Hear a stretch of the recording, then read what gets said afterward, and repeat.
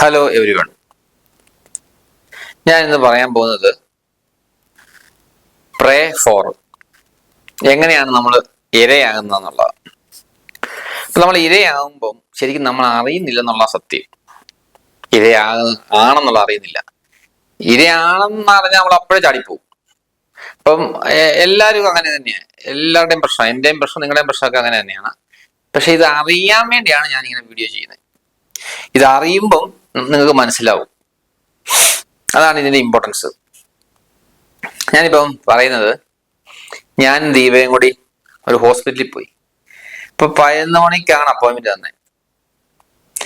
അവിടെ പോയി 11 മണിക്ക് ഇരുന്നു. 12 മണിയായി, 1 മണിയായി. അപ്പോഴൊന്നും ഡോക്ടറെ കാണാൻ പറ്റുന്നില്ല. ഇപ്പൊ ഡോക്ടർ ഉണ്ണാൻ പോയെന്ന് പറഞ്ഞു. അപ്പൊ എനിക്ക് കുറെ ആൾക്കാർ കൊണ്ട് അവിടെ ഇരിപ്പുണ്ട്. അപ്പൊ എനിക്ക് മനസ്സിലായി ഇതൊരു 4 മണി ആയാലും പാടാൻ തോന്നി. അപ്പൊ ഞാൻ ചോദിച്ചു, ഇത്രയും വെയിറ്റ് ചെയ്യേണ്ട കാര്യമില്ല. നമുക്കിപ്പം ഒരാൾക്ക് 11 മണി കൊടുത്തു കഴിഞ്ഞാൽ പിന്നെ അയാൾക്ക് അടുത്ത ആൾക്ക് 12 മണിയോ 1 മണിയോ ഒക്കെ കൊടുക്കാമല്ലോ. എനിക്ക് 11 മണിക്ക് വേണ്ട കാര്യമില്ലല്ലോ. നമുക്ക് അപ്പോയിന്റ്മെന്റ് ഡോക്ടറെ കാണാൻ തരുമ്പോഴേ. അപ്പൊ അത് ഇങ്ങനെയാണ് അവിടുത്തെ തിരക്കും കാര്യമൊക്കെ ഈ രീതിയിലാന്ന് പറഞ്ഞു. ഞാൻ വേറെ ഹോസ്പിറ്റലിലേക്ക് പോയി. പക്ഷെ ഞാനിത് പറഞ്ഞിട്ടാ പോകുന്നത്. അതാണ് എൻ്റെ റെസ്പോൺസിബിലിറ്റി. അപ്പം ഈ പറയണം, നമ്മൾ ജസ്റ്റ് പറയണം, അത്രേ ഉള്ളൂ. അവിടെ നിന്ന് അല്ലെങ്കിൽ റിവ്യൂ ഉണ്ടെങ്കിൽ നമുക്ക് റിവ്യൂ ഇടാം. അപ്പൊ നമ്മൾ ഇതിനകത്ത് എന്നാ വെച്ചാല് ജനാധിപത്യമാണ് നമ്മുടെ ഇവിടെ. അപ്പൊ ഈ ജനാധിപത്യത്തിൽ എങ്ങനെയാന്ന് വെച്ച് കഴിഞ്ഞാല് നമുക്ക് അവകാശങ്ങളുണ്ട്, അതേപോലെ തന്നെ നമുക്ക് ഉത്തരവാദിത്വമുണ്ട്, കടമയുണ്ട്. എന്ന് പറഞ്ഞാല് റെസ്പോൺസിബിലിറ്റി ഉണ്ട്. അതുപോലെ തന്നെ റെസ്പോൺസിബിലിറ്റി മാത്രമല്ല നമ്മൾ ഫോക്കസ് ചെയ്യേണ്ടത്. നമ്മൾ പറയേണ്ട കാര്യങ്ങള് നമ്മൾ പറയണം. ഇൻജസ്റ്റിസ് കണ്ടു കഴിഞ്ഞാൽ അല്ലെങ്കിൽ നമുക്ക് റിവ്യൂ ചെയ്യാം. അപ്പൊ നിങ്ങൾ റിവ്യൂ ഇടുമ്പോഴത്തേക്കും നമ്മൾ വിചാരിക്കും ഇതുകൊണ്ട് പറയാനുണ്ടോ എന്ന് ചിന്തിക്കും. ഈ റിവ്യൂ കൊണ്ട് ഉണ്ടോ ഇല്ലയോ എന്നുള്ളതല്ല, അത് നമ്മുടെ കടമയാണ്. അപ്പം നമ്മൾ അങ്ങനെ ചെയ്യുമ്പം മാറ്റങ്ങൾ സംഭവിക്കും. കാരണം എന്ന് വെച്ചാൽ കുറെ ആൾക്കാർ പറഞ്ഞു കഴിയുമ്പോഴത്തേക്കും, റിവ്യൂ പറയുമ്പോഴത്തേക്കും, അല്ലെങ്കിൽ ആ പ്രശ്നം ഉന്നയിക്കുമ്പോഴത്തേക്കും ആ മാനേജ്മെന്റ് മാറ്റാൻ തയ്യാറാവും. നമ്മളാണെങ്കിലും പറയുമല്ലോ, ഈ ആൾക്കാർക്ക് പഴയ പോലെ അല്ല, വിവരമുണ്ട്, അവർ സമ്മതിക്കുന്നില്ല എന്നുള്ളൊരു തോന്നലിലേക്ക് വരും. അപ്പം നമ്മൾ ഒരാളെ ഇലക്ഷനെയും ജയിപ്പിക്കുന്നു അല്ലെ, നമുക്കൊരു വോട്ടുണ്ട്. ഈ ഇലക്ഷൻ ജയിച്ച ആള് നമ്മളെ ഭരിക്കാൻ വേണ്ടിയല്ല ശരിക്കും ഇരിക്കേണ്ടത്.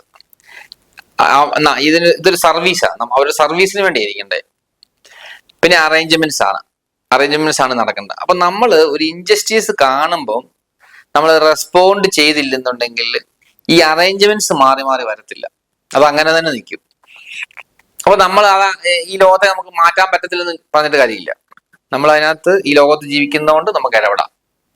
നമ്മൾ അവരോട് വഴക്കുണ്ടാക്കാനല്ല പറഞ്ഞത്, ജസ്റ്റ് ഇടപെടുന്നതിന് കുഴപ്പമില്ല, കാര്യങ്ങൾ പറയുന്നതിന് കുഴപ്പമില്ല. ഞാൻ എന്നിട്ട് വേറെ ഹോസ്പിറ്റലിൽ പോയി. ഞാൻ ഡോക്ടറെ കണ്ടു. അത്രയൊന്നും വെയിറ്റ് ചെയ്യേണ്ടി വന്നുമില്ല. അപ്പം ഞാൻ നിങ്ങളോട് പറയുന്നത് എന്താണെന്ന് വെച്ചാല്, നമ്മൾ ഇങ്ങനെ മാറിക്കൊണ്ടിരിക്കുക. നമ്മുടെ വാല്യൂ പഴയ വാല്യൂ അല്ല, ഇന്നത്തെ വാല്യൂ അതിനിയും മാറുക. അപ്പൊ നമ്മള് അതിനകത്ത് ഇടപെട്ടുമ്പോഴാണ് അത് കൂടുതലും പെട്ടെന്ന് മാറുന്നത്. ഒരു ഉദാഹരണം പറഞ്ഞാൽ നിങ്ങൾക്ക് മനസ്സിലാവും. മേരി റോയ്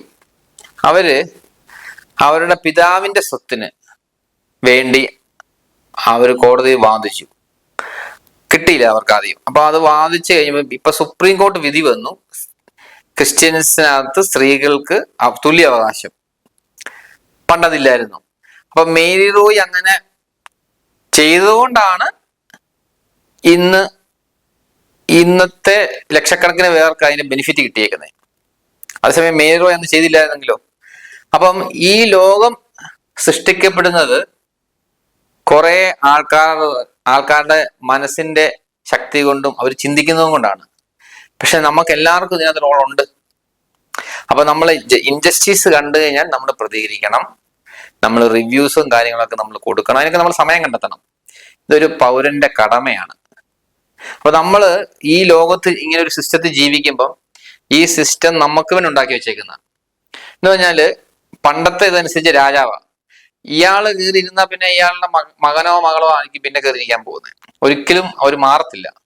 പക്ഷെ ഇന്നങ്ങനെ അല്ല, നമ്മൾ തന്നെ തിരഞ്ഞെടുക്കുക. അപ്പം നമ്മൾ ആ തിരഞ്ഞെടുത്ത് കഴിയുമ്പോഴത്തേക്കും ആ തിരഞ്ഞെടുക്കുന്ന ക്വാളിറ്റി ഈ നമ്മളിൽ നിന്ന് തന്നെ ഒരാളെ തിരഞ്ഞെടുക്കുന്നത്. അപ്പം ക്വാളിറ്റി ഇല്ലാത്ത ആൾക്കാരും അല്ലെങ്കിൽ ചിന്തിക്കാൻ ശേഷിയില്ലാത്ത ആൾക്കാരാണ് നമ്മൾ എല്ലാവരും എങ്കിൽ നമ്മൾ തിരഞ്ഞെടുത്ത് വിടുന്ന ആൾക്കും ആ ക്വാളിറ്റി കാണുള്ളൂ. അതേസമയം നമുക്ക് ഉയർന്ന ഒരു രീതിയിൽ ചിന്തിക്കുന്ന ആൾക്കാരാണ് നമ്മളെങ്കിൽ നമ്മളിൽ നിന്ന് ഒരാളെ തിരഞ്ഞെടുക്കുക വിടുമ്പോൾ അയാൾക്കും ക്വാളിറ്റി കാണും. അപ്പൊ അവിടെ നല്ലൊരു സേവനം അവിടെ നമുക്ക് കിട്ടും. അല്ലെങ്കിൽ നമുക്ക് നല്ലൊരു സേവനം അവിടെ കിട്ടത്തില്ല. അപ്പൊ നമ്മളിലെ മാറ്റം വളരെ ഇമ്പോർട്ടൻ്റ് ആണ്. നമ്മൾ ലോകത്തെ ചേഞ്ച് ചെയ്യുകയല്ല, നമ്മൾ തന്നെ മാറുക. ഞാനിപ്പോ നിങ്ങളോട് പറയുന്നത് വേറെയുള്ള മാറ്റാനല്ല, നിങ്ങളാണ് മാറേണ്ടത്. നിങ്ങളിൽ മാറ്റം സംഭവിച്ചു കഴിയുമ്പോൾ നിങ്ങളുടെ ചുറ്റുമുള്ള ലോകം മാറും. ഇത് തന്നെയാണ് ഞാൻ എപ്പോഴും പറയുന്നത്. അപ്പൊ നിങ്ങൾ മാറാൻ വേണ്ടിയാണ് ഞാൻ ഈ പറയുന്നത്. അപ്പൊ നമുക്ക് പൗരബോധം വേണം. ആ പൗരബോധം നമ്മൾ പ്രാക്ടീസ് ചെയ്യണം. അല്ലെങ്കിൽ നമുക്കൊന്നും മനസ്സിലാകത്തില്ല. ചുറ്റി നടക്കുന്ന ഒരു ഐഡിയ ഇടില്ല. എല്ലാ കാര്യവും ഈ നിമിഷത്തെ കുറിച്ച് പറയുമ്പോൾ അത് നമ്മൾ പ്രാക്ടീസാണ് ചെയ്യേണ്ടത്. ഞാൻ പ്രാക്ടീസ് ചെയ്തിട്ട് എൻ്റെ അനുഭവമാണ് നിങ്ങൾക്ക് പകർന്നു തരുന്നത്. അതാണ് എഫക്റ്റീവ് ആകുന്നത്. അല്ലാതെ ഞാൻ ഏതെങ്കിലും ബുക്കി വായിച്ച കാര്യമല്ല. അപ്പം ഈ ജനാധിപത്യവും നമ്മൾ പ്രാക്ടീസ് ചെയ്യണം. അപ്പൊ നമ്മൾ എന്ത് ഇൻജസ്റ്റിസ് കാണുകയും നമുക്കൊരു കാര്യം ശരിയല്ലെന്ന് തോന്നുകയും നമ്മൾ അവിടെ സംസാരിക്കുകയും നമ്മുടെ അഭിപ്രായം പറയുകയും ഒക്കെ ചെയ്യണം. എങ്കിൽ മാത്രമേ ഉള്ളൂ ആ ഒരു ചേഞ്ച് നമ്മൾ സംഭവിക്കുകയുള്ളൂ. ലോകത്തിന് കുറ്റം ഉണ്ടെന്ന് പറഞ്ഞുകൊണ്ടല്ലേ നമ്മൾ ഇരിക്കേണ്ടി വരും വെറുതെ. മറ്റുള്ളവർക്കെല്ലാം കുറ്റം, നമ്മൾ കറക്റ്റാണ്. അങ്ങനെയല്ല, മറ്റുള്ളവർക്കല്ല പ്രശ്നം, നമുക്കാ പ്രശ്നം. നമ്മൾ കറക്റ്റ് ആകുക. ഈ ലോകത്ത് ഒരാൾക്ക് മാത്രമേ ചേഞ്ച് ചെയ്യാൻ പറ്റുള്ളൂ. അത് എനിക്ക് ചേഞ്ച് ചെയ്യാൻ പറ്റുന്നത് എന്നെ മാത്രമേ ഉള്ളൂ. എനിക്ക് നിങ്ങളെ വേറെ ആളെ ചേഞ്ച് ചെയ്യാൻ പറ്റത്തില്ല. ഞാൻ മാറിയപ്പോൾ എൻ്റെ ലോകം മാറി. ഇതാണ് ഞാൻ പറയുന്ന സത്യം. അത് എൻ്റെ സത്യമാണ്. അത് നിങ്ങൾക്ക് അനുഭവത്തിലൂടെ വരണം.